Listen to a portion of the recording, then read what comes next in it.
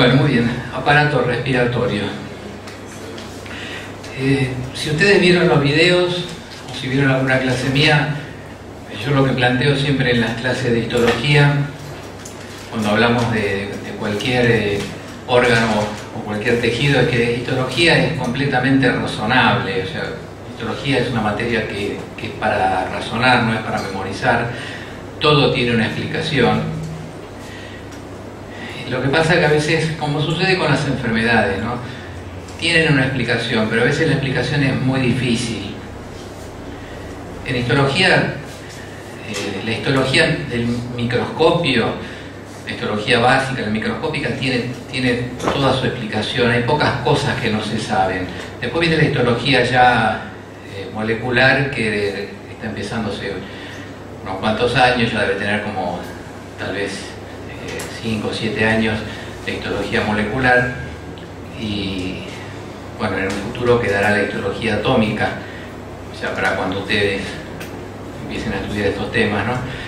Ahí hay muchas cosas que no tienen explicación, pero a nivel general y en el nivel que nosotros esperamos para médicos, todo tiene un porqué en histología. El asunto es que a veces averiguarlo es difícil, lleva mucho trabajo y uno lo repite sin saber. Yo lo que siempre les propongo es que traten de averiguar el porqué de cada cosa, porque cada cosa es como es, porque es mucho más fácil estudiar, mucho más fácil después de acordarse de algo que uno entendió por qué es así. Con respecto a los aparatos, también siempre planteo en las clases lo siguiente, que cada aparato es la solución de un problema. El aparato respiratorio en el humano es la solución de un problema, lo planteé también en el aparato cardiovascular, en el inmunológico, en fin. Siempre es la solución de un problema. ¿Cuál es el problema que viene a resolver el aparato respiratorio? Bueno, el problema de la oxigenación de las células. Las células necesitan oxígeno, necesitan eliminar el CO2, que es obvio, todos lo sabemos, necesitan el oxígeno para el metabolismo, y el aparato respiratorio es la solución al problema de darle oxígeno a la célula. Entonces, lo primero que vamos a hacer es un repaso de cómo es el aparato respiratorio en las otras especies, porque hay que tener en cuenta siempre, para entender, que nosotros somos la consecuencia de la evolución. Hay muchas cosas que tenemos los seres humanos que no son aparentemente muy lógicas, parecen medio irracionales, pero lo que pasa es que hay que entender que nuestros sistemas derivan de los otros animales, no fueron creados directamente para el ser humano. Porque muchas veces yo digo, algún ingeniero, ¿no?, podría crear un sistema de distribución del oxígeno más eficiente que este, si lo hiciera exclusivamente para el ser humano. Pero esto no está hecho para el ser humano, proviene de toda una evolución del aparato respiratorio primitivo de la escala zoológica. Entonces también hay que tener en cuenta eso, que para entender un aparato hay que entender cómo es la evolución de ese aparato en las especies. Acá les traje una idea que vamos a pasar bastante rápido. Una idea del estudio filogenético del aparato respiratorio. El aparato respiratorio tiene 4.500 millones de años de evolución, porque empezó con los primeros organismos.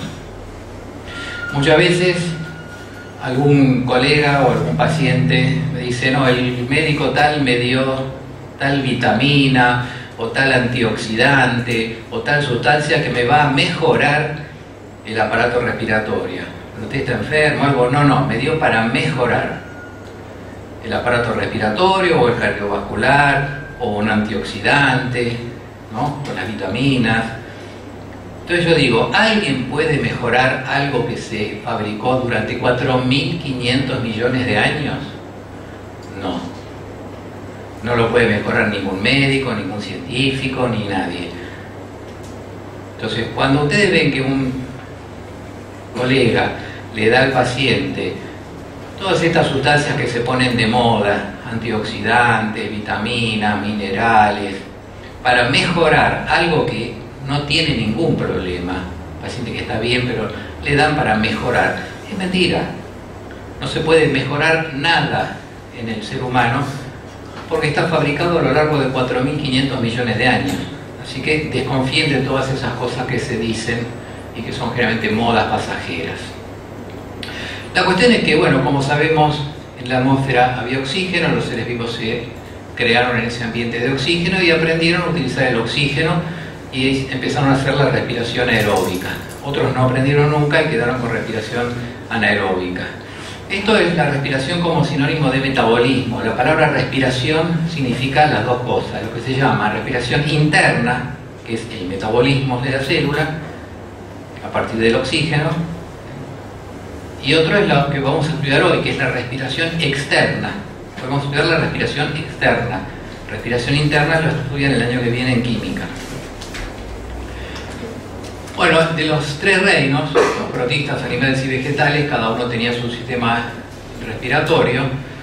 En los procariontes, la respiración, y ustedes dirán que me interesa todo esto, bueno, tiene su interés, porque los procariontes, ¿cómo obtenían el oxígeno para su metabolismo? Lo obtenían directamente por difusión del oxígeno a través de la membrana plasmática. Estaban en un ambiente de oxígeno, igual que nosotros, pero directamente por difusión. El oxígeno pasa a través de la membrana plasmática y en general en todos los protistas, en todos los amebas, paramecios y todos los organismos unicelulares, es simplemente por difusión. El oxígeno pasa por difusión, porque es una sola célula, es fácil. Cuando se empieza a complicar, bueno, aparece el reino de los hongos, que también algunos utilizan oxígeno, y en general también es por difusión. Los hongos como los que se utilizan para fritar la cerveza, ¿no? Por eso está ahí Homero Simpson. En las plantas también es por difusión, o sea, la hoja directamente el oxígeno atraviesa la membrana plasmática de cada célula y entra. Tienen unos agujeritos las hojas que se llaman estomas y el oxígeno entra a cada célula. Por más que la planta sea grande, cada hoja está en contacto con el medio ambiente y el oxígeno entra por difusión. Hasta ahí va todo sencillo. Se empieza después a complicar cuando se hacen los organismos más grandes, los organismos animales, que necesitan más oxígeno. Las plantas no necesitan mucho oxígeno porque lo producen, absorben el CO2, producen oxígeno y entonces no tienen un volumen tan grande como para que el oxígeno no pueda seguir funcionando por difusión. En los animales se empezó a complicar esto porque aparecieron los animales pluricelulares. Ya cuando un animal tiene muchas células, como esto que es una esponja, en el caso de la esponja, bueno, la solución fue que la esponja tiene poros. Las esponjas, como la esponja que usamos para bañarnos, esas son esponjas artificiales, pero uno se puede bañar también con esponja natural. Las esponjas tienen poros y por ahí se mete el oxígeno y entra también a cada célula. Así que ahí también es fácil, célula por célula. En las lombrices, en los anélidos, a través de la piel, el oxígeno atraviesa la piel y entra célula por célula. Tampoco acá hay gran problema. En los artrópodos, bueno, las arañas tienen una especie de pulmón, los cangrejos tienen alguna especie de branquias. Se empezó a complicar la cosa, porque el problema es que a medida que el animal se hace más complejo y más grande y tiene mayor número de células, el oxígeno no llega a cada una de las células directamente del medio ambiente. Y ahí está el problema, ¿cómo hacemos para que llegue? Bueno, los peces a través del sistema de branquias. Los peces tienen branquias, que son unas cavidades que tienen muchos vasos sanguíneos. El agua entra en esas cavidades y el oxígeno del agua atraviesa la branquia y llega al interior de los vasos sanguíneos y por los vasos sanguíneos llega hasta cada una de las células. O sea, ahí aparece realmente el aparato respiratorio más o menos como lo conocemos ahora en los peces. Como hay tantas células, se necesita que el oxígeno llegue por la sangre, por el aparato circulatorio. Entonces, en lugar de ir de la atmósfera directamente a la célula, va de la atmósfera a la sangre y de la sangre a la célula. Por eso el aparato respiratorio trabaja en conjunto con el aparato cardiovascular. Eso apareció en los peces. En los anfibios también es parecido. Y después, bueno, las aves ya aparecen en los pulmones. Las aves tienen tráqueas, bronquios y pulmones. Son muy especiales los pulmones porque además contribuyen a que las aves puedan volar. Y finalmente los mamíferos. Los mamíferos, el problema es ese, que son tan grandes, tienen tantos millones y millones de células, que no hay posibilidad de un contacto directo entre la célula y el medio ambiente como para que tomen el oxígeno. Así que ahí se mete el aparato respiratorio combinado con el cardiovascular para poder llevar el oxígeno. Básicamente el problema es este. Yo tengo el medio ambiente y el oxígeno tiene que llegar a cada célula. En los unicelulares es fácil, difusión a través de esta membrana. Para que el oxígeno pueda llegar a todas las células de un ser humano, esta membrana de difusión tiene que medir, tiene que ser muy grande, es mucho el oxígeno que requerimos. Si fuera simplemente así, que el oxígeno llega a través de una membrana, esa membrana tiene que medir como una cancha de tenis. La membrana de difusión tiene que medir el tamaño de una cancha de tenis. Realmente es así. La membrana de difusión de oxígeno en cada uno de nosotros mide el tamaño de una cancha de tenis. Y los vasos sanguíneos tienen que estar ahí en contacto con esa membrana. Los vasos sanguíneos, ¿conocen? ¿Alguien es de Guarujá? ¿No? ¿No conocen Guarujá? Ninguno Guarujá, ninguno conoce. Bueno, ¿qué tiene que ver esto? Dirán ustedes. Bueno, los vasos sanguíneos que hay en el pulmón, que están en contacto con esa membrana de difusión. La membrana tiene el tamaño de una cancha de tenis. Los vasos sanguíneos, si los ponemos uno a continuación del otro, llegan de Buenos Aires a Guarujá. Son 1700 kilómetros de vasos sanguíneos en el pulmón de cada uno de nosotros. Increíble, ¿no? ¿Cómo logra el organismo, cómo logró la evolución hacer eso? Bueno, a través de dos principios que vamos a mencionar, que son el principio de la miniaturización y el principio de la replicación, que son los principios básicos por los cuales se fue fabricando los animales cada vez más complejos. Miniaturización y repetición o replicación. Cuando se presenta este problema en cualquiera de los aparatos en el ser humano, se resuelve por estos dos principios, son principios de la ingeniería. Si yo necesito algo tan grande que no entra en el espacio que tengo para usar, ¿cómo puedo resolver? Bueno, en lugar de tener, por ejemplo, yo necesito un motor, pero es tan grande que no entra en el lugar en que yo tengo para ponerlo. ¿Cómo resolvió la evolución? Haciendo, en lugar de un motor grande, millones de motores chiquititos en miniatura, y eso sí que entran. Así es como funciona cada uno de los órganos. Cada órgano, sobre todo los órganos macizos, en realidad son millones de unidades que cada una hace lo mismo en pequeña cantidad. La sumatoria de cada una de esas millones de unidades es la que hace la función completa. En el caso del pulmón, por ejemplo, la unidad que realiza la función es el alvéolo pulmonar, pero no hay uno, hay millones, hay casi 1 millón de alvéolos pulmonares. ¿Sí? Entonces, eso es el procedimiento que utilizó la ingeniería de la evolución. Tengo algo tan grande que no entra, si no el ser humano tendría que medir como una cancha de tenis y tener un vaso sanguíneo que llega hasta Guarujá. Guarujá está cerca de San Pablo. Entonces, ¿cómo lo resuelve? En lugar de uno, hace 1 millón de unidades miniaturizadas.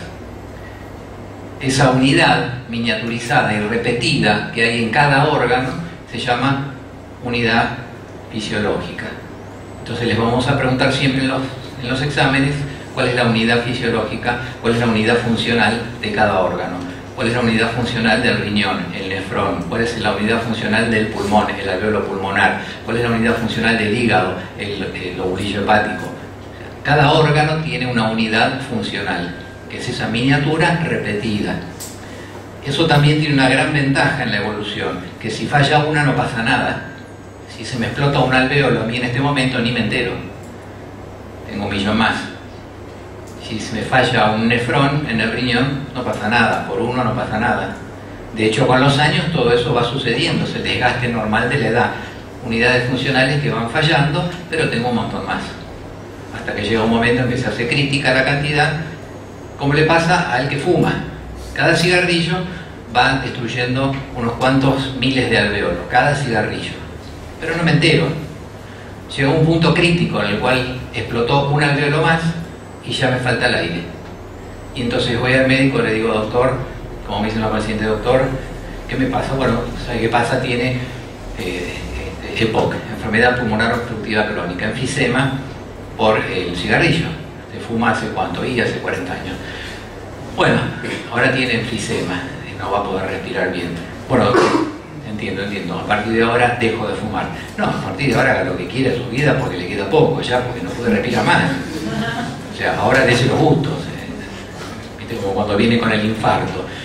Comen grasa, presión alta, el estrés, gordo, se infartan. Doctor, voy a cambiar de vida. No, no cambie, siga para adelante porque ya está reventado. O sea, no tiene solución esto. La gente se acuerda de cambiar cuando llegó al punto crítico.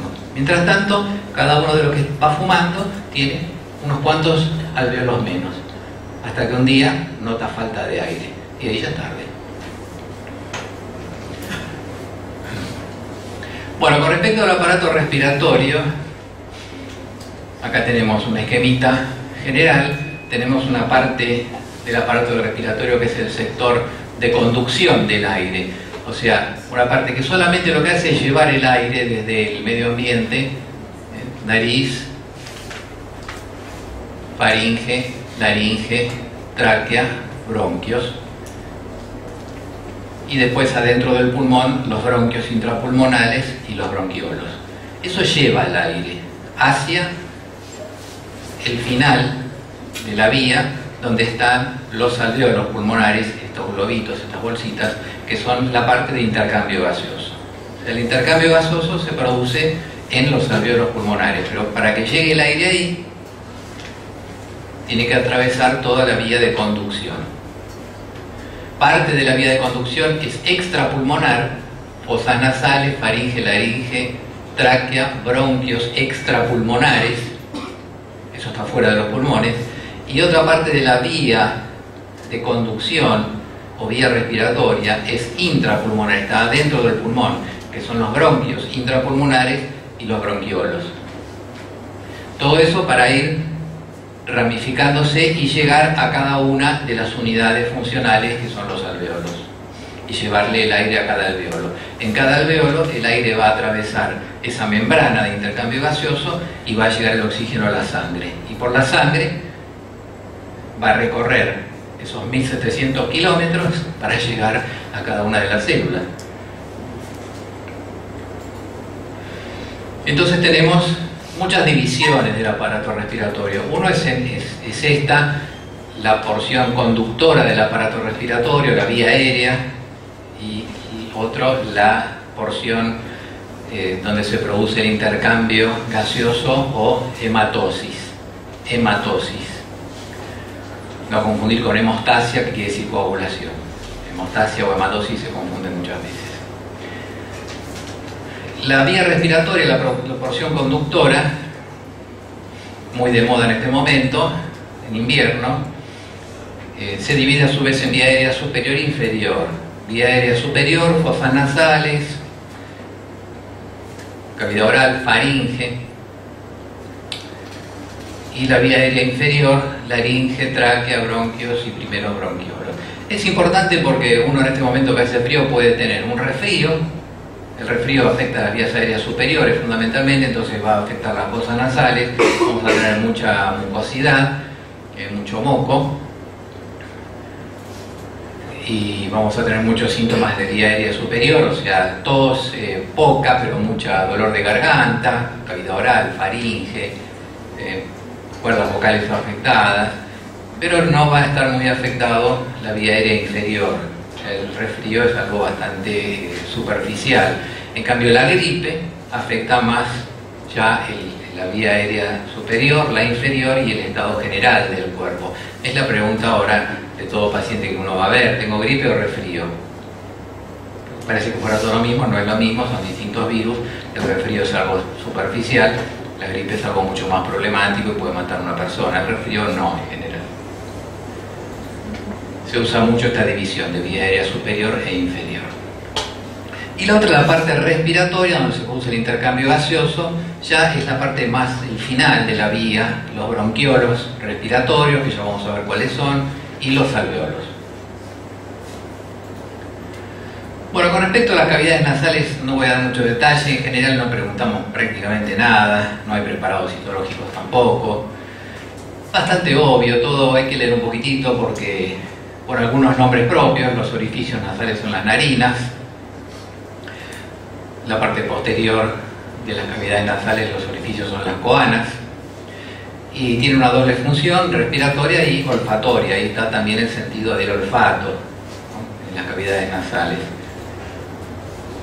Hay unos pelitos en la nariz, no tanto como este, ¿no?, pero hay unos pelitos que se llaman vibrisas, y las vibrisas sirven para atrapar las partículas de polvo para evitar que se metan en el aparato respiratorio.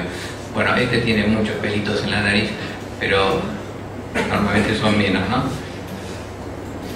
Y hay como una fobia a los pelitos de la nariz, se los cortan todo el mundo, ¿no? Pero son para atrapar el polvo. La nariz también sirve para calentar el aire, por eso la gente que respira con la boca se enferma más.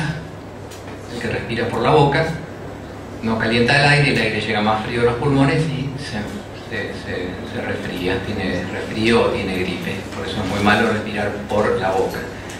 Si tienen problemas de obstrucción nasal, tienen que ir al otorrinolaringólogo a ver qué pasa, porque van a tener siempre problemas respiratorios por respirar por la boca. Estos nombrecitos, les pueden preguntar cómo se llaman los pelitos de la nariz, vibrisas, en fin, distintas pequeñas cositas que hay que saber. Este es el receptor del olfato. Como todo receptor, una neurona o célula olfatoria que tiene terminaciones dendríticas, que son las que reciben las partículas que están en el aire y producen la sensación de olor. Un receptor muy sencillo. Con respecto a los senos paranasales, para quiere decir al lado, nasal, nariz. ¿Qué son los senos paranasales? Bueno, no es esto, no es esto, es esto. Los senos paranasales son cavidades, porque seno quiere decir cavidad, cavidad.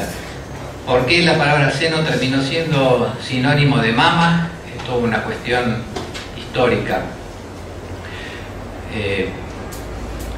Pero en realidad seno quiere decir cavidad. Los senos paranasales son cavidades que están en el hueso maxilar, en el hueso frontal, en el efenoidal, y que también tienen que estar en buenas condiciones.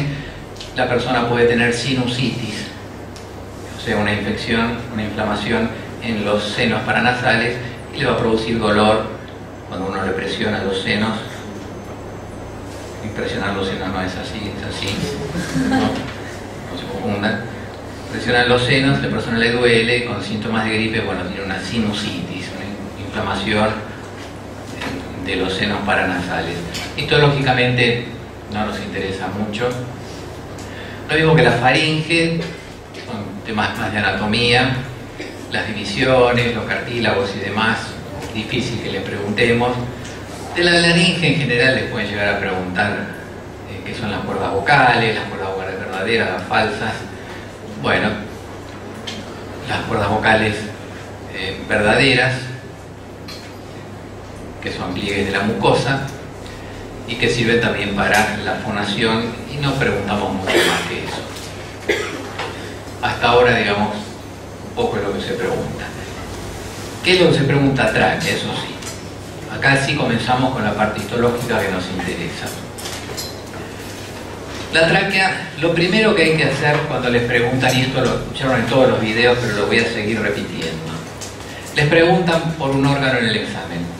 Lo más común es que el alumno no sepa cómo empezar a hablar, tarde en empezar a hablar, se ponga nervioso porque no encuentra las palabras.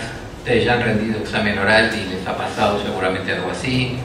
Los nervios, el famoso bloqueo, sabía todo y me bloqueo y no puedo hablar.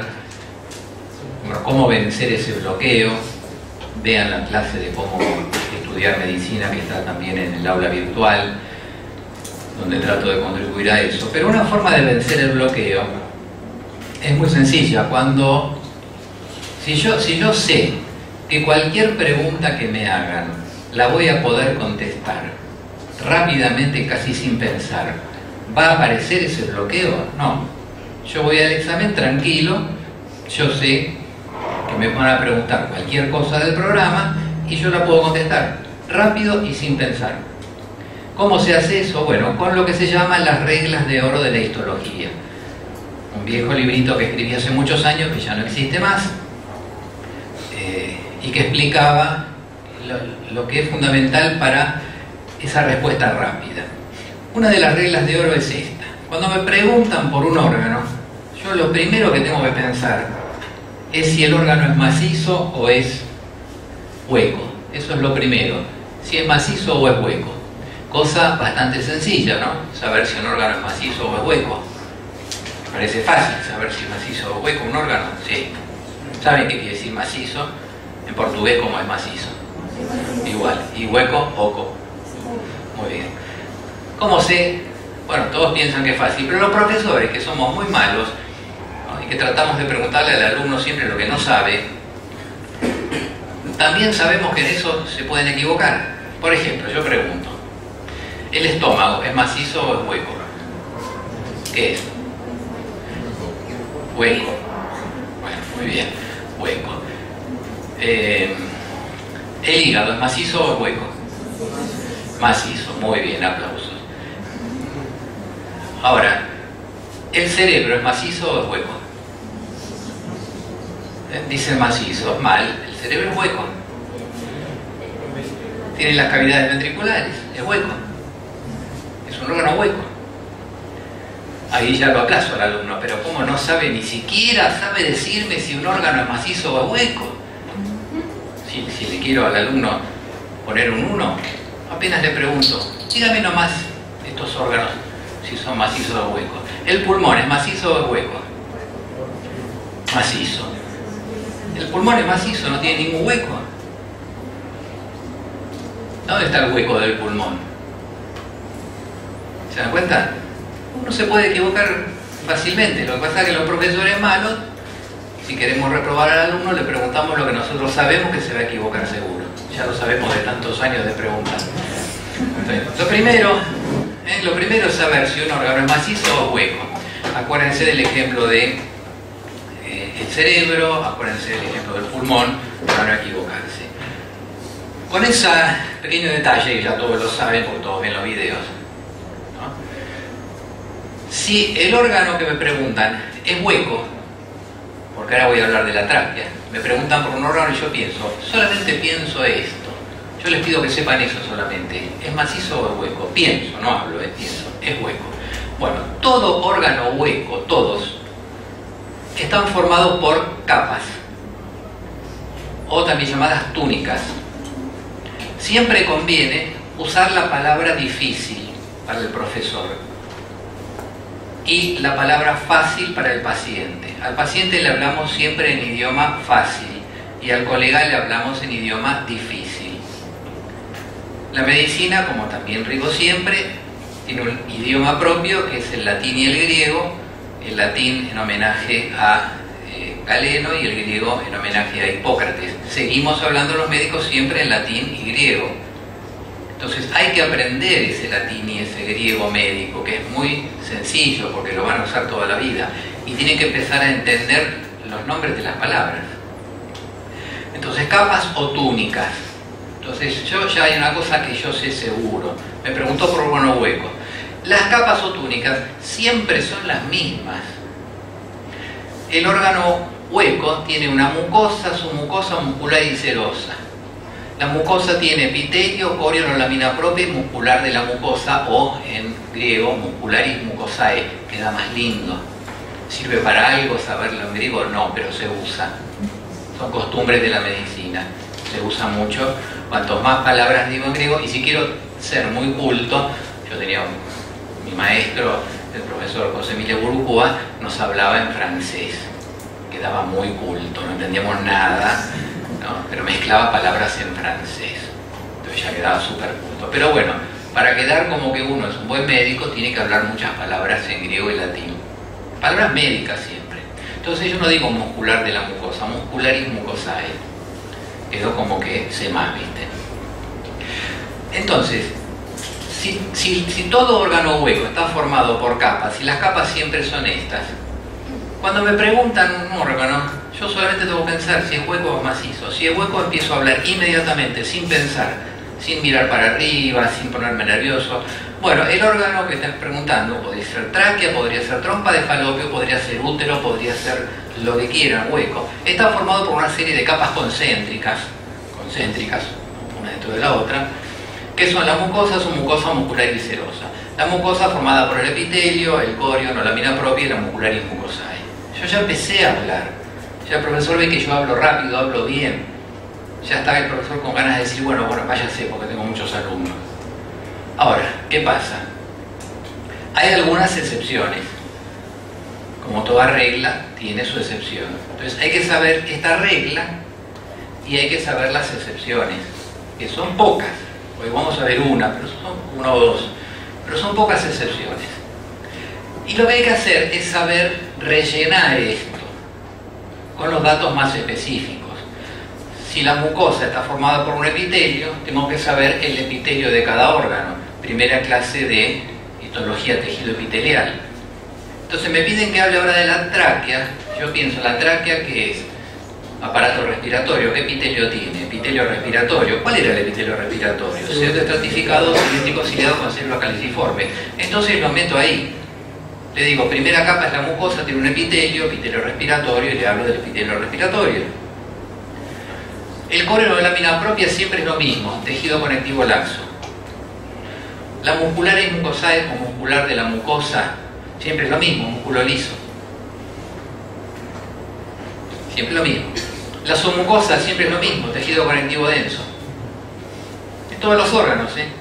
La muscular externa, siempre es lo mismo, músculo liso. Hay una sola excepción, que es el esófago, que tiene el tercio superior con músculo esquelético para la deglución, y el tercio medio mitad liso, mitad esquelético, tercio inferior todo liso. Pero es la excepción, la única. Es la única. Entonces es fácil acordarse de esa excepción. Y la serosa adventicia siempre es lo mismo. La adventicia es tejido conectivo y la serosa es el tejido conectivo más un mesotelio o epitelio plano simple. Primera clase de tejido epitelial. Entonces fíjense, me preguntan por un órgano. Yo les pregunto ahora, hábleme de la trompa de falopio. Ustedes dicen, pero si no lo vimos todavía. Ah, no me interesa, quiero que me hable igual. Bueno, perfecto. Pienso, es hueco. Bueno, es un órgano que tiene 4 capas, tiene una mucosa, su mucosa muscular y serosa. La mucosa está formada por un epitelio. No lo sé el epitelio. Me puedo olvidar. Un corion o lámina propia que está formado por tejido conectivo laxo. La muscular de la mucosa está formada por músculo liso. La submucosa es tejido conectivo denso. Luego viene una muscular externa que es músculo liso nuevamente. Y la serosa adventicia, que si es una adventicia es tejido conectivo, y si es una serosa tiene además un mesotelio que es epitelio plano simple.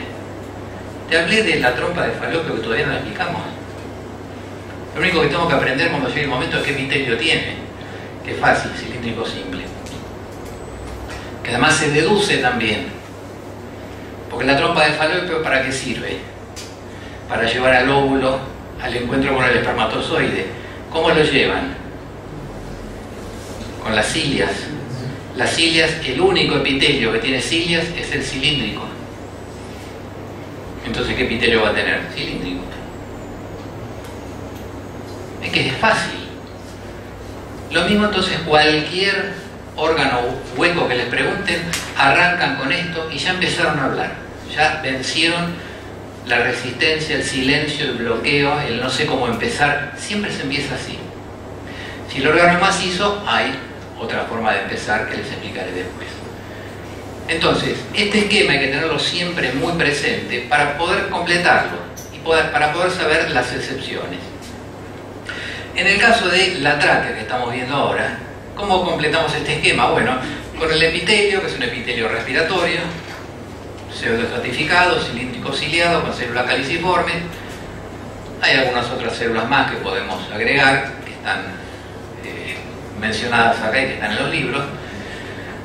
Y otra cosa importante que tiene la tráquea como excepción a este esquema es que la muscular externa es muy chiquitita, solamente está en la parte posterior, y todo el resto, la muscular externa, está reemplazada por cartílago hialino.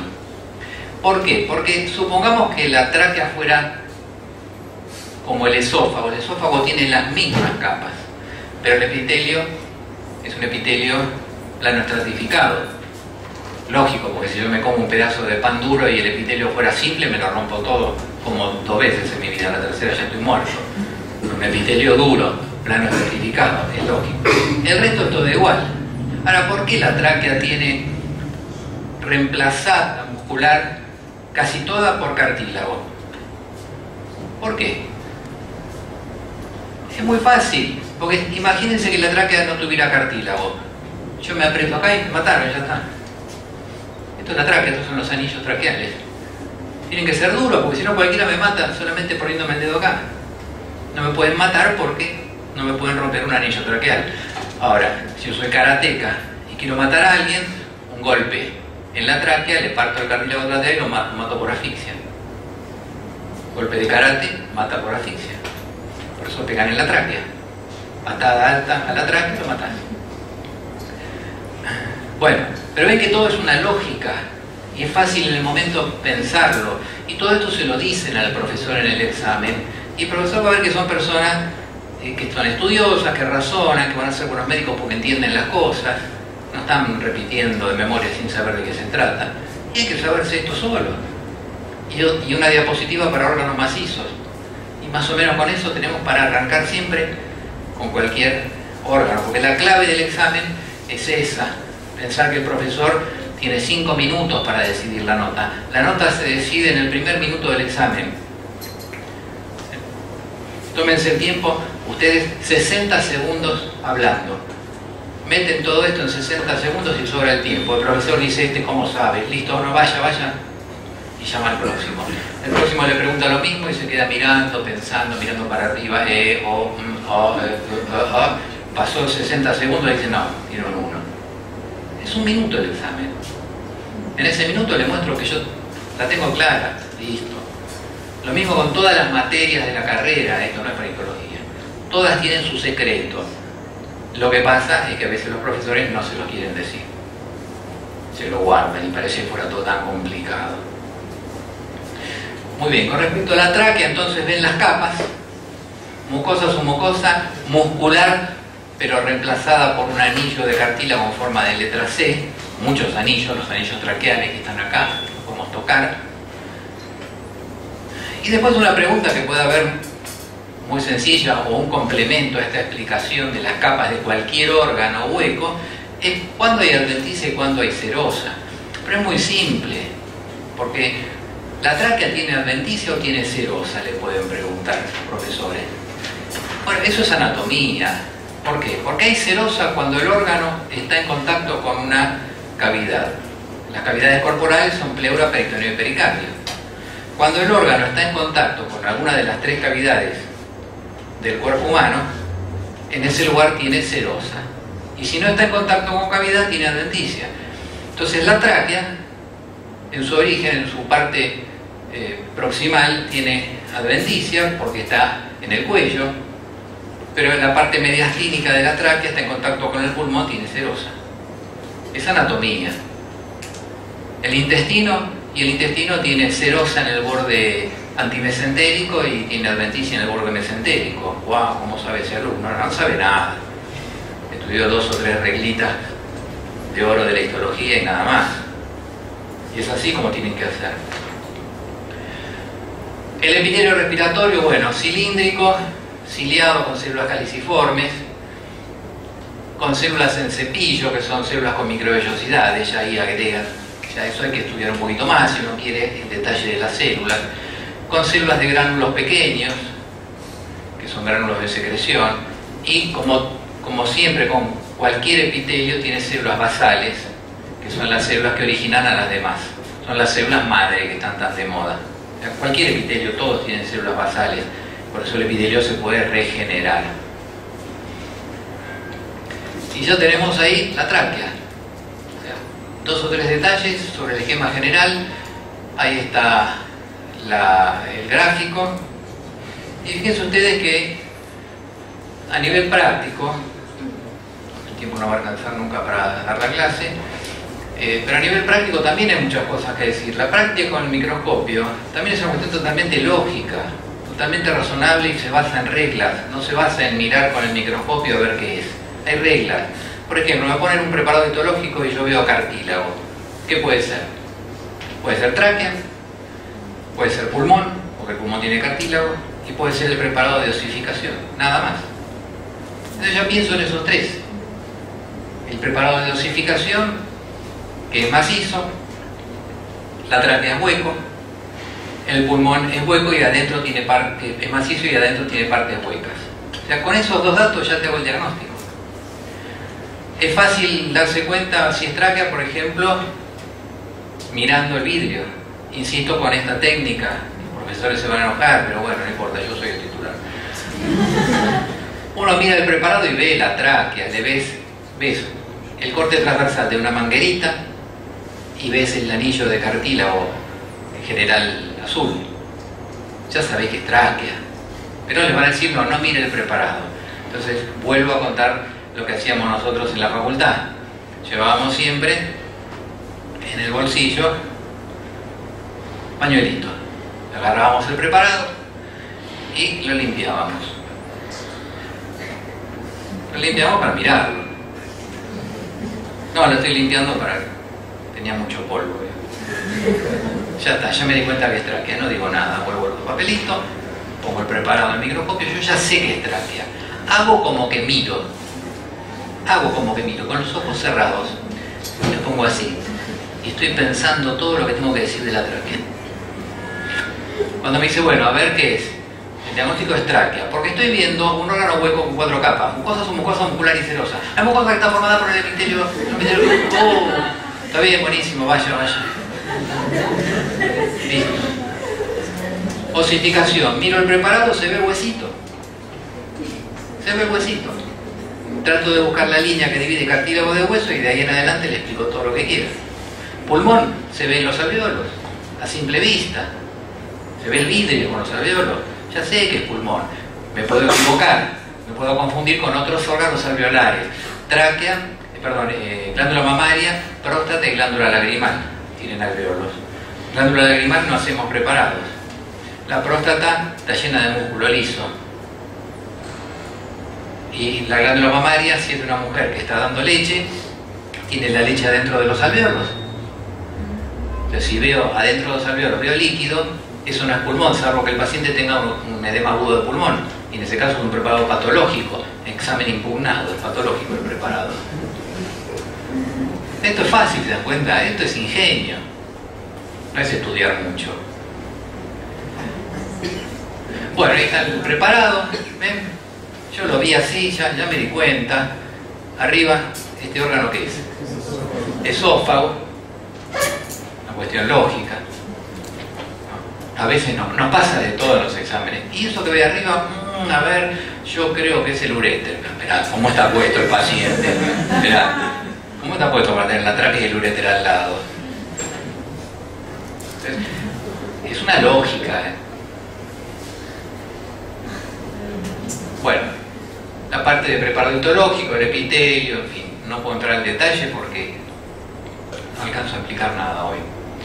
El epitelio se ve estratificado, en fin, eso todo en el práctico se lo van a explicar, todo en el práctico. Acá con técnicas especiales.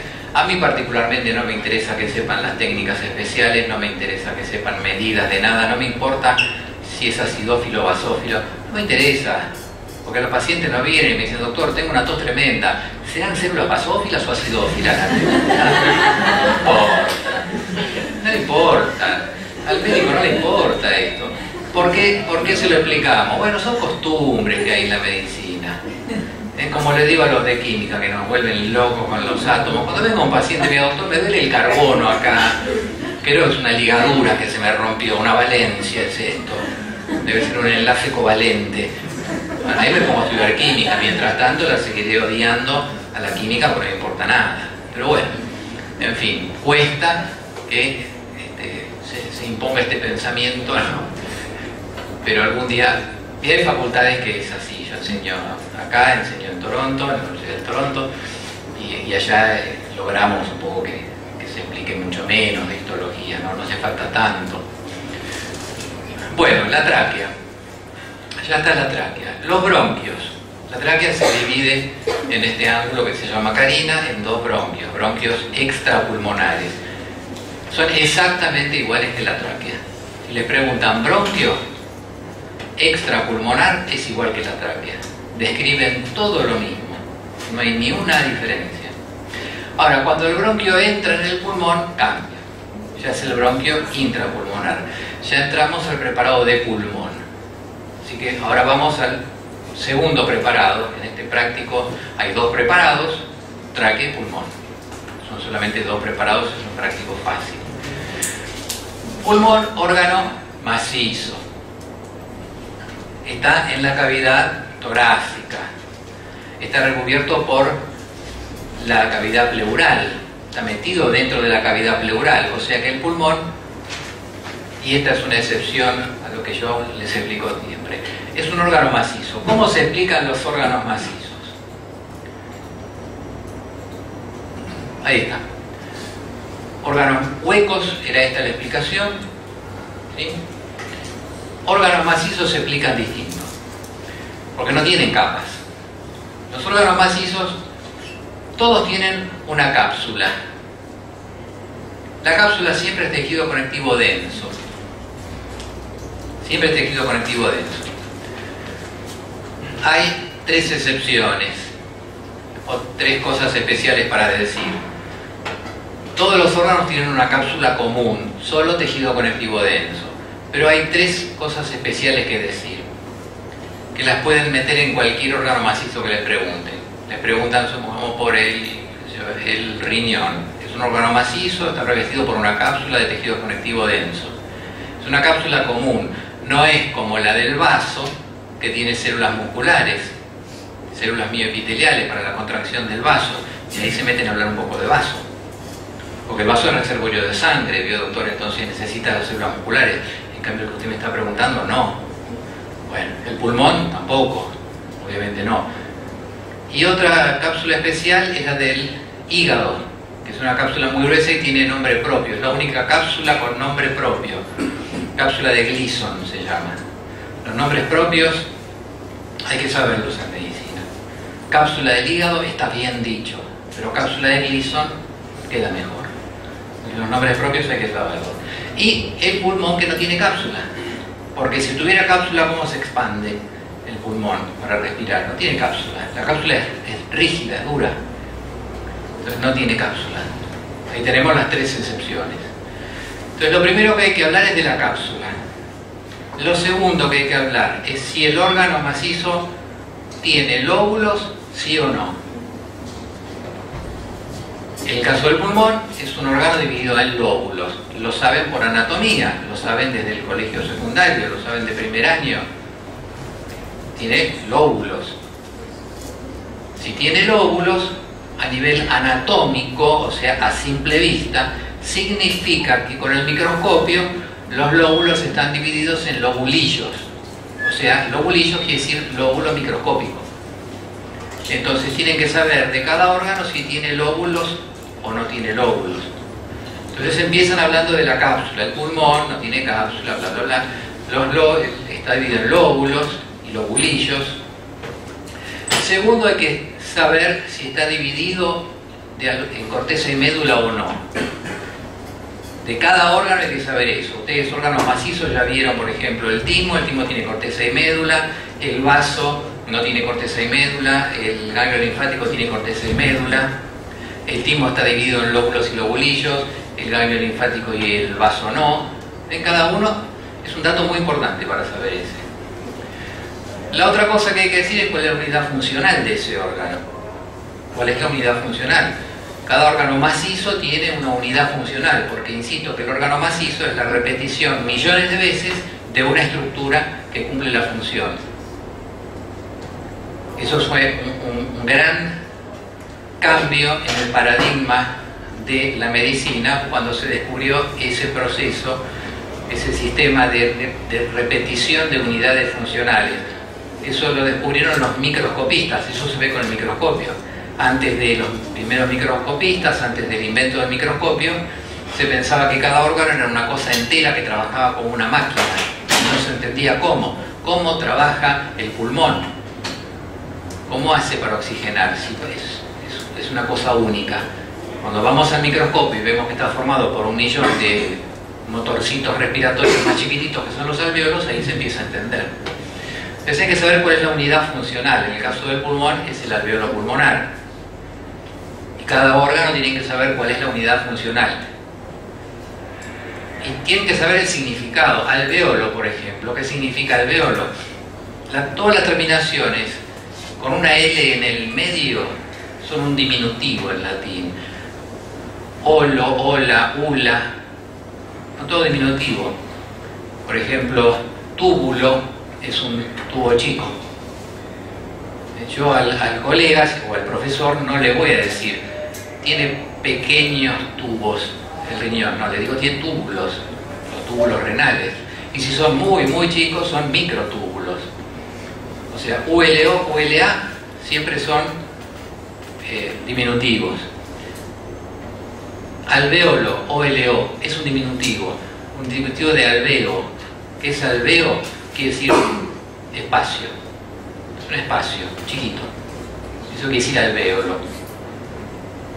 Busquen en el Google etimología de los términos médicos. Hay un montón de diccionarios que les dice el significado de cada término, no a nivel médico, sino etimológico. Es muy importante para poder hablar el idioma médico sabiéndolo, porque si no es hablar por fonética. Es como que yo quiero hablar en inglés por fonética. En medicina no pueden hablar por fonética, tienen que saber componer las palabras. Por ejemplo, se encuentran con un colega y le quieren decir que el paciente, no sé, tiene un pequeño absceso en la piel y bueno, tiene un forúnculo, ULO es un diminutivo. O el paciente, también como siempre digo, insisto con esto, así les queda, el paciente se está por morir, tengo el paciente, la familia y a mi colega que viene a hacer una interconsulta. Y el doctor, ¿qué opina de este caso? Y yo le digo, no, se está por morir el viejo. No queda bien. No, le digo, el paciente está próximo al óbito. Óbito quiere decir muerte. Está por morir. La familia dice, mira vos, está próximo al óbito. Mira vos, qué interesante. No sabe de qué estamos hablando. Cuando uno está hablando bien el idioma médico, el que no es médico no tiene que entender nada. Ahí estamos hablando bien. Bueno, después, en cada órgano macizo, si hay alguna estructura exclusiva de ese órgano, ¿qué cosas son únicas de ese órgano? Cada órgano tiene alguna cosa que es única. Puede ser alguna estructura, puede ser alguna célula. En el pulmón tiene algunas cosas que son exclusivas del pulmón. Preguntas de examen que yo hacía en otras épocas era tomar examen al revés. Te digo una palabra y me decís a qué órgano le corresponde. Son palabras que están solamente en un órgano. Por ejemplo, si yo te digo células de Clara, están en el pulmón. Células de Clara. Yo te digo corpúsculo de Malpighi, ¿dónde están? Vaso y también en el riñón. Corpúsculo Malpighi renal. Los corpúsculos de Hassall, ¿dónde están? Timo. Son palabritas que están en un solo órgano, como mucho en dos. Es para saber si ustedes están orientados en el tema, si saben de qué estamos hablando. Pero eso no se puede perder tiempo. Dice rápido, ping-pong. Ping-pong de preguntas y respuestas. Te digo una palabra, decime a qué órgano pertenece. Y ahí tomamos un examen rápido y ustedes saben, y yo sé si lo entendieron. Y después recién viene la descripción, ya para esa altura, ya el profesor se dio cuenta que ustedes saben. Bueno, el caso tiene una característica muy importante, que es un órgano con doble circulación sanguínea. El pulmón tiene doble circulación. Solamente tienen doble circulación sanguínea el pulmón y el vaso. Doble circulación, pulmón y vaso. Ahora vamos a entender por qué. ¿Qué significa doble circulación? Bueno, en el caso del pulmón tiene doble circulación arterial, o sea, está irrigado por dos arterias en lugar de una. El pulmón entran al pulmón dos arterias. Acá estamos viendo el mediastino y estamos viendo la arteria pulmonar que entra al pulmón.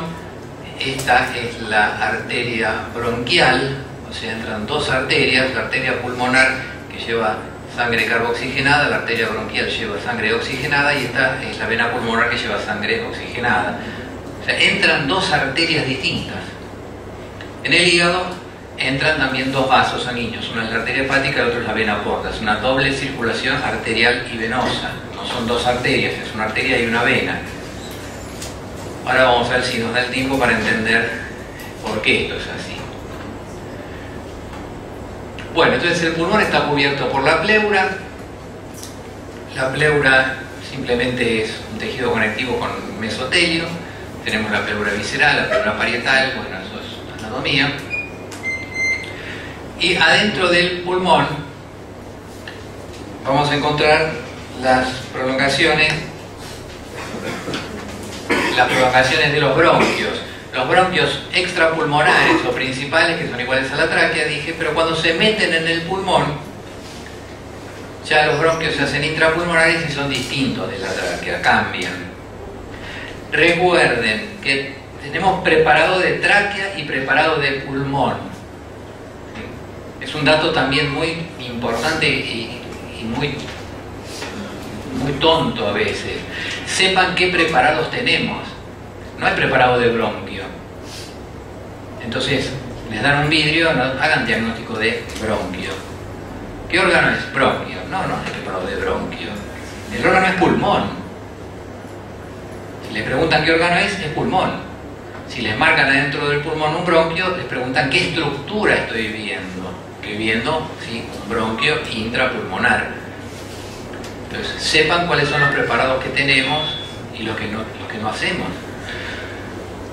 Entonces, los bronquios intrapulmonares que son distintos a los extrapulmonares y que se van ramificando, como se ve acá, se van ramificando hasta llegar a cada uno de los alveolos, que es la parte donde termina esas ramificaciones. Por eso el nombre de árbol respiratorio, árbol por las ramificaciones que tiene. Los bronquios, hábleme de los bronquios. Bueno, está formado por 4 capas, ¿no? Órgano hueco. 4 capas, mucosa muscular y serosa. Acá hay una excepción,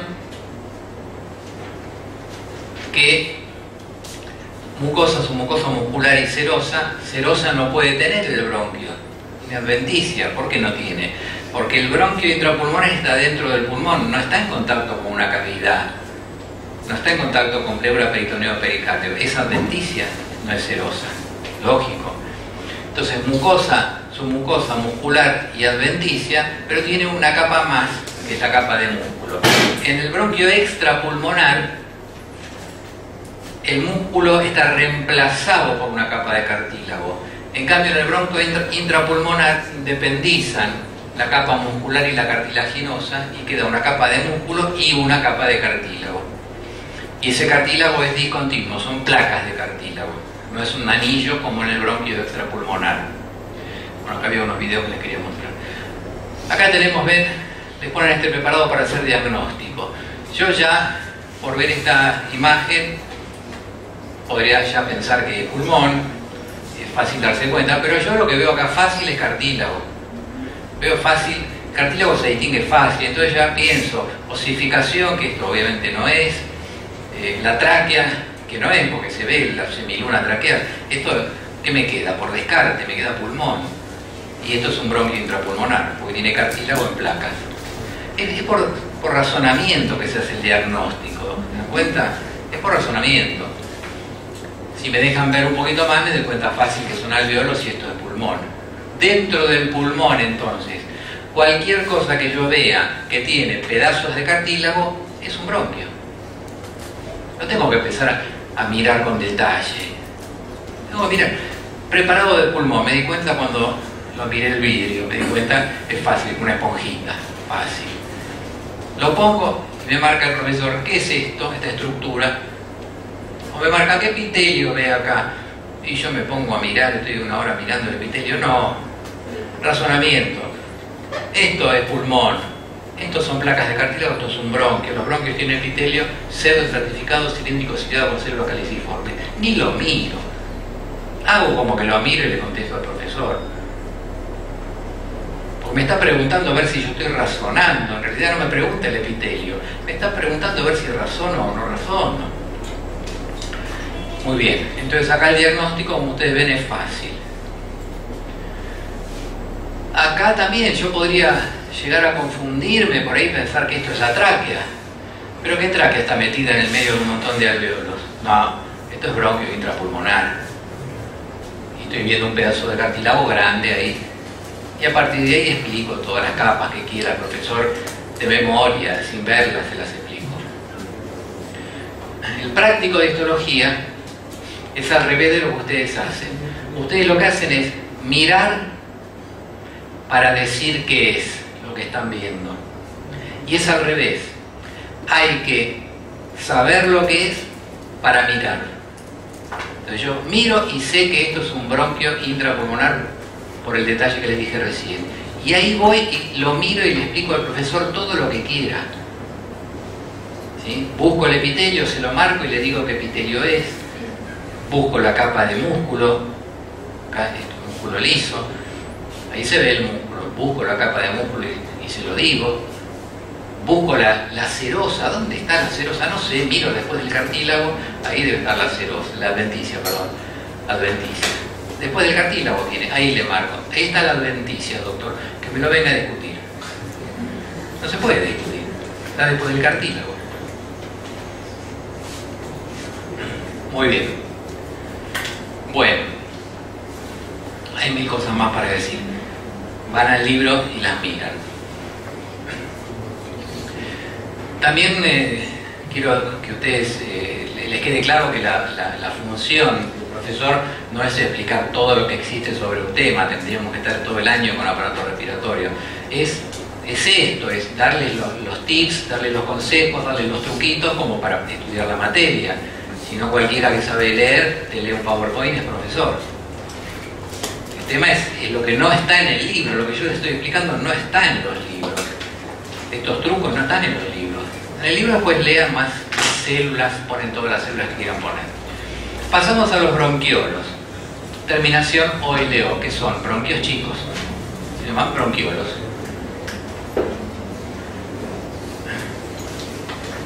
Y efectivamente son como bronquios chicos, tienen pequeñas diferencias, hay 3 tipos. Cada libro le pone distintos nombres, primarios, secundarios, terciarios. Bueno, nosotros usamos esta terminología. Los bronquiolos, las primeras ramificaciones se llaman bronquiolo propiamente dicho. Las ramificaciones más chicas se llaman bronquiolo liso o terminal, que no es donde termina la vía respiratoria, está mal puesto el nombre, yo prefiero el nombre de bronquiolo liso, porque está para confundirse, pero bueno, quedó así. Y después la última ramificación, más chiquitita de todas, son los bronquiolos respiratorios. ¿Por qué respiratorios? Porque acá empieza la hematosis. Antes de ahí no hay hematosis, es solamente conducción del aire. El bronquiolo propiamente dicho, las mismas capas de cualquier órgano hueco. Lo único, acuérdense que el músculo se llama músculo de Reis-Heysen. Es importante porque si se te contrae el músculo de Reis-Heysen, ¿qué tenés? Un ataque de asma. Músculo de Reis-Heysen. Después las capas, todo lo mismo, el epitelio respiratorio, todo igual. Lo único que también es importante es que no tienen cartílago los bronquiolos. El cartílago llega hasta los bronquios. Ahí ya desaparece el cartílago, ya no hace falta proteger a ese tubo porque está muy adentro del pulmón, ya no se va a comprimir, ¿no? Ya no se va a comprimir, entonces ahí desaparece el cartílago. Y el músculo que se llama, como decía, músculo de Reis 6. Es un músculo fuerte. En los preparados casi siempre está contraído y eso hace que en los preparados se vea en forma irregular la luz. Es claro, luz estrellada. Entonces vemos preparado de pulmón, que me di cuenta cuando lo miré, o me di cuenta cuando vi alvéolos. Veo cartílago, ¿qué es? Bronquio. Veo que no tiene cartílago, ¿qué es? Bronquiolo. Le veo la luz estrellada, bronquiolo propiamente dicho. Le veo la luz lisa, el bronquiolo liso terminal. Le veo la luz interrumpida por alvéolos, el bronquiolo respiratorio. Ya está haciendo hematosis. Y ya está. Ya tengo todos los diagnósticos. Bueno, ahí están entonces los bronquiolos. El liso terminal, bueno, tiene esas células características, las células de Clara, que no son claras, sino que fueron descubiertos por el doctor Max Clara, que hoy preguntaba de dónde es el doctor Max Clara. Yo pensé que era holandés, pero acá me dicen que me dijiste que es austríaco, tirolés, austríaco. Bueno, yo pensé que era holandés. El doctor Max Clara, por eso las células de Clara. A veces le preguntamos al alumno si son células claras. Y van al microscopio y tratan de buscar, encuentran una célula caliciforme y dicen, esta es una célula clara. No, son las células de Clara, de Max Clara, el que la descubrió. Siempre se le pone el nombre del que la descubrió, es una costumbre médica. Yo estoy tratando hace 45 años de descubrir una célula para ponerle cremechuquisito, pero no encuentro. Claro, está bueno, el nombre está bueno. Claro. Pero no logro descubrir nada. Bueno, acá hay un bronquiolo liso, ¿ven? Pulmón, alvéolos pulmonares, no tiene cartílago, bronquiolo. No se ve en forma estrellada, un bronquiolo liso. Fácil. Y después el bronquiolo respiratorio, que ya es la última parte, donde ya prácticamente ya la pared se va cortando por los alvéolos. Esto ya es un bronquiolo respiratorio, este sector. Es casi imposible decir cuándo es bronquiolo respiratorio, cuándo es alvéolo, casi imposible. Y estos son todos los alvéolos. Ahí están los alvéolos. También le ponen esto y a ver, hágame el diagnóstico de qué estructura es y qué órgano es. Y bueno, es fácil, veo los alvéolos, insisto, con esta imagen así de alvéolos, si tuviera adentro todo lleno de líquido como esto, no puede ser pulmón, tendría que ser, si es un pulmón es patológico, es un paciente con edema pulmonar, puede ser próstata o glándula mamaria del periodo de la lactancia. Pero si está vacío, podría ser glándula mamaria de una mujer que no está dando de mamar, pero tiene muy poquititos alvéolos, 1 o 2 van a ver, esto ya es muchísimo, tampoco puede ser. Y la próstata es una masa de músculo liso con alvéolos. Esto evidentemente es pulmón con esos alvéolos. Dentro del pulmón veo una estructura que no tiene cartílago, es bronquiolo, la luz es lisa, bronquiolo liso. Y ya tengo el diagnóstico. Bueno, acá todos los alvéolos. Van a encontrarse con muchos vasos sanguíneos también, fácil distinguirlos porque los vasos sanguíneos adentro tienen sangre. Y además las capas de los vasos sanguíneos las reconocen ustedes. Son órganos huecos, por lo tanto tienen las 4 capas, con la excepción de que los vasos sanguíneos tienen 3. Tienen mucosa, muscular y serosa, no tienen su mucosa, y en lugar de llamarse mucosa, muscular y serosa, se llaman íntima, media y adventicia. Pero es todo lo mismo, ¿ven? Es esa variación de esa estructura general. Nos van a echar en cualquier momento. Bueno, finalmente los alvéolos. Cada pulmón tiene 150 o 250 millones de alvéolos. El epitelio alveolar, que tiene, ¿cómo se llaman? Las células de los alvéolos. Bueno, es fácil. Pulmón, pulmón maneja el aire, neumo, son los neumocitos, células de aire significaría, neumocitos. El pulmón es un órgano neumático, maneja el aire, neumocitos. Hay neumocitos 1 y neumocitos 2. Los neumocitos 1, que son las células planas, que permiten el intercambio gaseoso, y los neumocitos 2, que son las células que producen el factor surfactante, que han visto en la embriología en el estrés respiratorio del recién nacido, ¿sí? Acá está con gran aumento, estas son las células, los neumocitos 2, con los cuerpos que producen el factor surfactante, los cuerpos multilaminares, que es la dipalmitoilfosfatidilcolina, el factor surfactante, y que permite que los mosquitos se paren en el agua, la tensión superficial. El factor surfactante, si no existe, el agua forma una capa muy resistente y el bebé no puede respirar y nosotros tampoco podríamos respirar. Sería el estrés respiratorio del adulto, pero el recién nacido no tiene fuerza para respirar porque no puede vencer ni siquiera la fuerza que mantiene un mosquito arriba de la capa de agua. Por eso necesita el factor surfactante. Si acá le ponemos una gotita de factor surfactante, el mosquito se hunde. El factor surfactante elimina la tensión superficial. Bueno, más videos. También están los neumocitos 3, que son los macrófagos alveolares, células que fagocitan el polvo, que vamos incorporando a los pulmones, polvo de ambiente, polvo del cigarrillo, que es fundamental.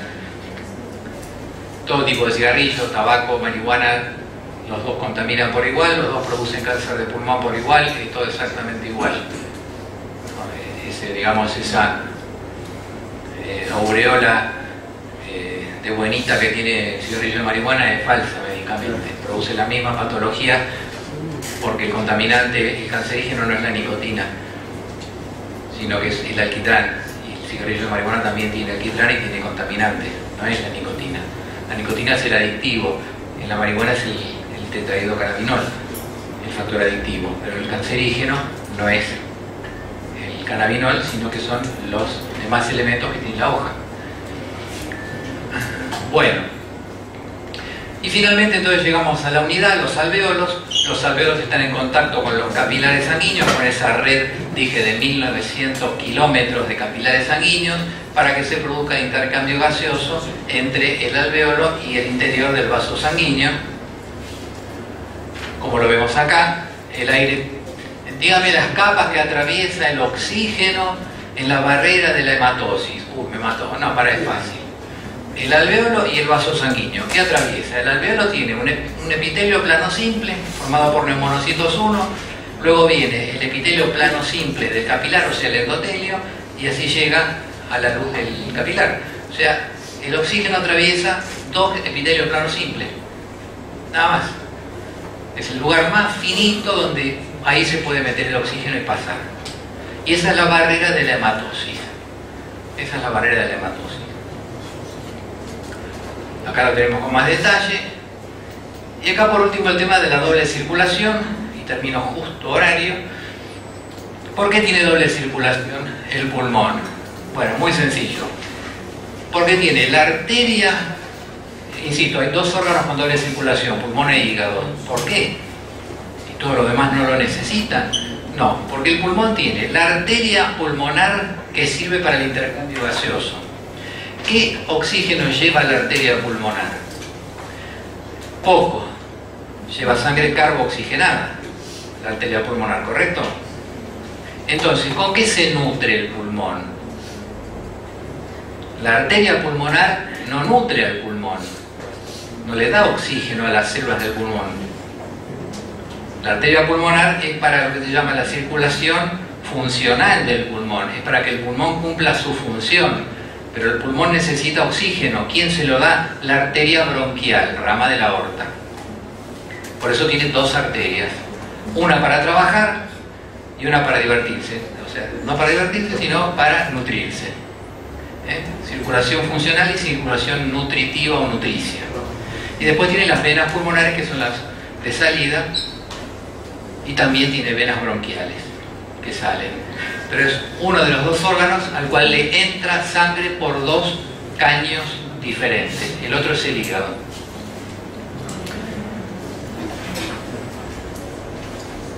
Acá está un poquito más de explicación. Había unos videos y con eso ya está. Bueno, vamos a apagar acá la cámara, así después lo puedo subir los demás. Bueno, muy bien, aparato respiratorio. Si ustedes vieron los videos o si vieron alguna clase mía, yo lo que planteo siempre en las clases de histología, cuando hablamos de cualquier órgano o cualquier tejido, es que histología es completamente razonable. O sea, histología es una materia que es para razonar, no es para memorizar. Todo tiene una explicación. Lo que pasa es que a veces, como sucede con las enfermedades, ¿no?, tienen una explicación, pero a veces la explicación es muy difícil. En histología, la histología del microscopio, la histología básica, la microscópica, tiene toda su explicación. Hay pocas cosas que no se saben. Después viene la histología ya molecular, que está empezando hace unos cuantos años, ya debe tener como tal vez 5 o 7 años de histología molecular, y bueno, en el futuro quedará la histología atómica, o sea, para cuando ustedes empiecen a estudiar estos temas, ¿no? Ahí no hay muchas cosas que no tienen explicación, pero a nivel general y en el nivel que nosotros esperamos para médicos, todo tiene un porqué en histología. El asunto es que a veces averiguarlo es difícil, lleva mucho trabajo y uno lo repite sin saber. Yo lo que siempre les propongo es que en los procariontes, la respiración, y ustedes dirán que me interesa todo esto, bueno, tiene su interés, porque los procariontes, ¿cómo obtenían el oxígeno para su metabolismo? Lo obtenían directamente por difusión del oxígeno a través de la membrana plasmática. Estaban en un ambiente de oxígeno, igual que nosotros, pero directamente por difusión. El oxígeno pasa a través de la membrana plasmática, y en general en todos los protistas, en todos los amebas, paramecios y todos los organismos unicelulares, es simplemente por difusión. El oxígeno pasa por difusión, porque es una sola célula, es fácil. Cuando se empieza a complicar, bueno, aparece el reino de los hongos, que también algunos utilizan oxígeno, y en general también es por difusión. Los hongos como los que se utilizan para fritar la cerveza, ¿no? Por eso está ahí Homero Simpson. En las plantas también es por difusión, o sea, la hoja directamente, el oxígeno atraviesa la membrana plasmática de cada célula y entra. Tienen unos agujeritos las hojas que se llaman estomas, y el oxígeno entra a cada célula.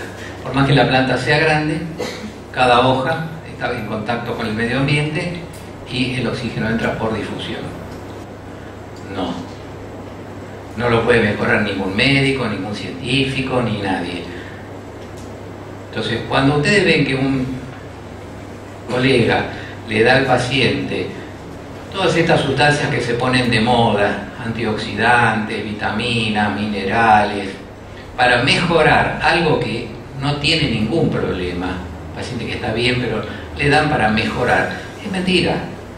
No se puede mejorar nada en el ser humano, porque está fabricado a lo largo de 4.500 millones de años. Así que desconfíen de todas esas cosas que se dicen y que son generalmente modas pasajeras.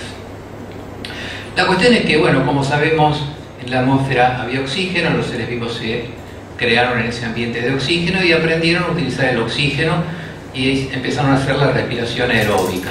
Otros no aprendieron nunca y quedaron con respiración anaeróbica. Esto es la respiración como sinónimo de metabolismo. La palabra respiración significa las dos cosas. Lo que se llama respiración interna, que es el metabolismo de la célula, a partir del oxígeno. Y otro es lo que vamos a estudiar hoy, que es la respiración externa. Vamos a estudiar la respiración externa. Respiración interna lo estudian el año que viene en química. Bueno, de los tres reinos, los protistas, animales y vegetales, cada uno tenía su sistema respiratorio. No fueron creados directamente para el ser humano, porque muchas veces yo digo, algún ingeniero, ¿no?, podría crear un sistema de distribución del oxígeno más eficiente que este, si lo hiciera exclusivamente para el ser humano. Pero esto no está hecho para el ser humano, proviene de toda una evolución del aparato respiratorio primitivo de la escala zoológica. Entonces también hay que tener en cuenta eso, que para entender un aparato hay que entender cómo es la evolución de ese aparato en las especies. Acá les traje una idea que vamos a pasar bastante rápido. Una idea del estudio filogenético del aparato respiratorio. El aparato respiratorio tiene 4.500 millones de años de evolución, porque empezó con los primeros organismos. Muchas veces algún colega o algún paciente me dice: no, el médico tal me dio tal vitamina o tal antioxidante o tal sustancia que me va a mejorar el aparato respiratorio. ¿Pero usted está enfermo? Algo. No, me dio para mejorar el aparato respiratorio o el cardiovascular o un antioxidante, ¿no?, con las vitaminas. Entonces yo digo, ¿alguien puede mejorar algo que se fabricó durante 4.500 millones de años? Traten de averiguar el porqué de cada cosa, porque cada cosa es como es, porque es mucho más fácil estudiar, mucho más fácil después de acordarse de algo que uno entendió por qué es así. Con respecto a los aparatos, también siempre planteo en las clases lo siguiente, que cada aparato es la solución de un problema. El aparato respiratorio en el humano es la solución de un problema. Lo planteé también en el aparato cardiovascular, en el inmunológico, en fin. Siempre es la solución de un problema. ¿Cuál es el problema que viene a resolver el aparato respiratorio? Bueno, el problema de la oxigenación de las células. Las células necesitan oxígeno, necesitan eliminar el CO2, es obvio, todos lo sabemos, necesitan el oxígeno para el metabolismo, y el aparato respiratorio es la solución al problema de darle oxígeno a las células. Entonces lo primero que vamos a hacer es un repaso de cómo es el aparato respiratorio en las otras especies, porque hay que tener en cuenta siempre, para entender, que nosotros somos la consecuencia de la evolución.